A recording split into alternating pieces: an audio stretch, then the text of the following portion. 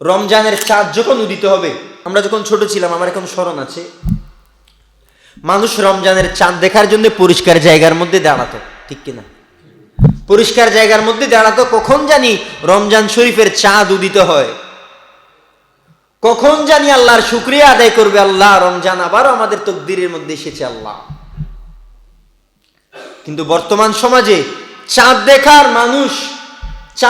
মানুষ সমাজে বড় বিরল, খুঁজে পাওয়া কষ্টের, দুঃসাধ্য, ঠিক কিনা? কিন্তু চাঁদ দেখবেন, চাঁদ দেখার অনেকগুলি ফজিলত রয়েছে। রাসূল পাক ইরশাদ করছেন, যে মুমিন ব্যক্তি চাঁদ দেখে আল্লাহর প্রশংসা করে এবং 7 বার সূরা ফাতিহা শরীফ তিলাওয়াত করে, আল্লাহ পাক সেই পুরো মাসটাই আল্লাহ তার সমস্ত চোখের বেয়াদি থেকে নিরাপদ রাখেন, বলি সুবহানাল্লাহ। তাহলে চাঁদ দেখা দরকার আছে কি নেই? আর আওয়াজে বলতে হবে, আছে কি নেই?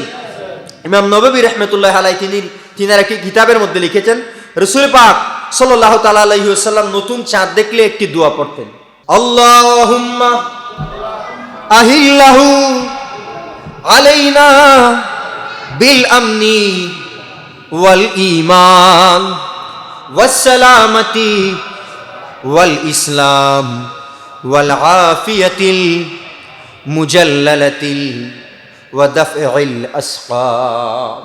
আওয়াজ বলি সুবহানাল্লাহ।